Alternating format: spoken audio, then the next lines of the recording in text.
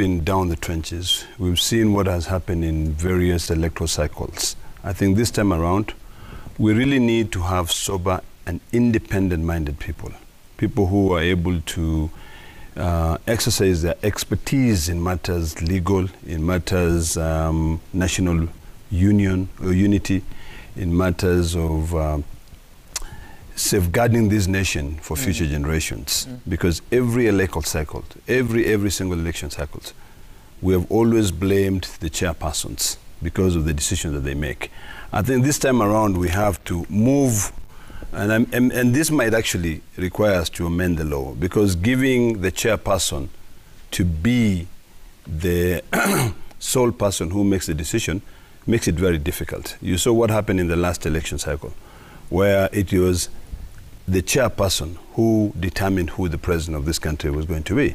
So it should be a collective responsibility. It should demonstrate expertise, and the chairperson process must include a thorough research on either, it could be a youth, could be a younger person, it doesn't have to be an older person. It has to be a person who has expertise in legal matters, in governance. It also has to be a person who understands where we've come from. Because it should not always be about money. It should not always be about getting a job. You know, the biggest problem we have in this country is that we've been recycling people. If you see the kind of people who apply to become chairpersons, and the people who are shortlisted to become chairpersons, there are people who have had various jobs in this country. So I think for the first time, we must consider a younger person, a youthful person, who has got the interests of this country being united into the future. Because the problem we have is that we've always been putting older people who really don't give a hoot in hell about what happens in the next generation.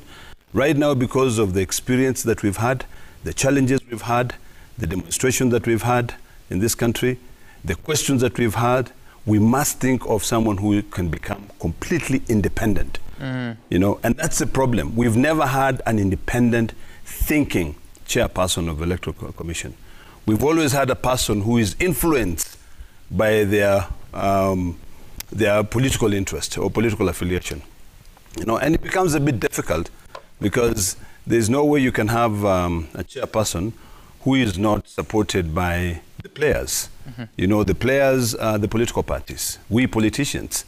But I think because of where we've come from and where we want to take our country, this time around we have to think outside the box and try to bring in young blood. Young blood. Yes. But when you said that the chair declares who the president was going to be, or determines, actually what was determines, is that accurate? Yes, absolutely.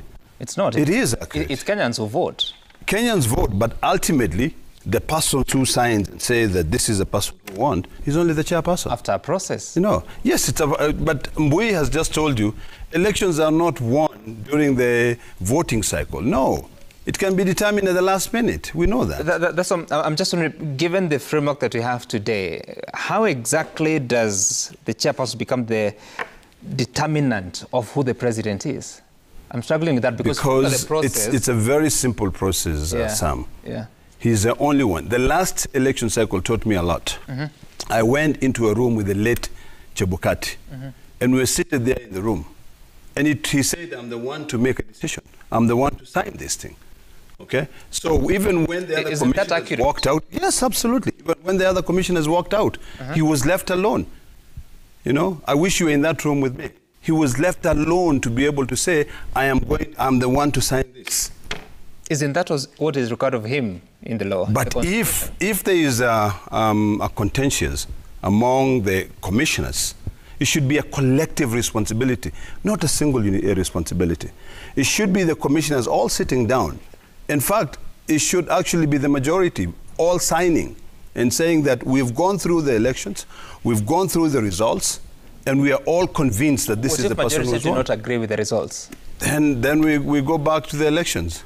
You see, it's simple. There are 7 commissioners, inclusive of the chair. Yes. How can the interests, the desires of 22 million voters be determined by 7 people? Because ultimately, what you're actually trying to argue contrary is that it should be determined by one person. So no. That is not what I'm saying. So the commission, listen, the commission, the job of the commission is very simple. Yeah. Is to be able to translate what the voters, have determined. Which they have done through the forms. No, they didn't. In the last election, you saw what happened. 4 commissioners walked out and they disagreed with the chairperson and said, this is not right. Senator, what I'm saying is, so the voting happened at the polling stations. Yes, it does. The forms were filled and scanned and sent, and the physical forms eventually brought by the returning officers from the constituencies. So the tallying was continuing, the verification was continuing on the floor of the Bomas of Kenya. So by the time the commissioner or the chairperson of the commission is declaring results for such particular constituency, it has gone through several hands and eyes. Sam, you're describing a utopian environment. No, that is what happened at the Bomas of Kenya. You know very well that in this country, that's not what happens. We all vote. We wake up very early in the morning, we go vote. But there are always people who are saying our votes have been stolen, And in the last elections, our vote was stolen. It's that simple. How so? The results which were declared were not the accurate. That's why we went to the streets. And the Supreme Court disagreed with you. That's true. But that's why I'm telling you. You're asking me what the process should be now. I'm telling you, we've already gone through a lot of experiences. We've seen what has happened. And my argument is very simple, Sam. I'm saying that we now have to do things a bit differently from what we've always done. We cannot continue doing the same thing and expecting a different kind of results. That's why my argument is very simple. I'm saying this time around, it should require, by the time that you're determining who the president of this country is going to be, it should not be one signature signing and saying, I have gone through this and I've now declared that so-and-so is the winner. Well, the Constitution in Article 138, Subarticle 10 says, within 7 days after the presidential election, the chairperson of the IEBC shall declare the result of the election. You're just saying what I'm saying. What should that mean? Then we should change that. It should not be the chairperson. It should be the commission led by the chairperson. But you see also, in the same Constitution, on 38(2)(c) says, after counting the votes in the polling stations, the IEBC shall tally and verify the count and declare the result. I like that, the IEBC. You see, IEBC versus a commissioner. So work already... The chairperson. So this is the same article, actually. Yes. 138(2)(c). Then 10 assigns the responsibility of now the final declaration to read the outcome of the election to the chairperson. You just read the first paragraph. What was it? The first one that you read, you said the chairperson. Yes, that was 138(10). 138(10), you said the chairperson, right? Yes. Shall declare. Can I read it again for him? Sure. Sorry. Or can you read it for me, please? Okay. It's easier. 138. It should be 10. First part. The first part. Yeah. This is not the first part. Okay, let me go chronologically. I'm just saying the first part. 138(2)(c) is, in a presidential election, after counting the votes in the polling stations, the IEBC shall tally and verify the count and declare the result. Yes. Okay. Then, at 138(10)(a) says that within 7 days after the presidential election, the chairperson of the IEBC shall declare the result of the election. And that is what I'm arguing. I'm saying that based on our experiences, this constitution should not be static. It has to change. Our experiences. Because of the fact that one individual has declared who is going to be the president of this country, it has taken us to the trenches. It has taken us to the streets. We've wasted 2.5 years, all of us fighting on a daily basis because of what happened in 2022. So we need to change that. I'm just saying we have to change that. We have to think of a way of amending that.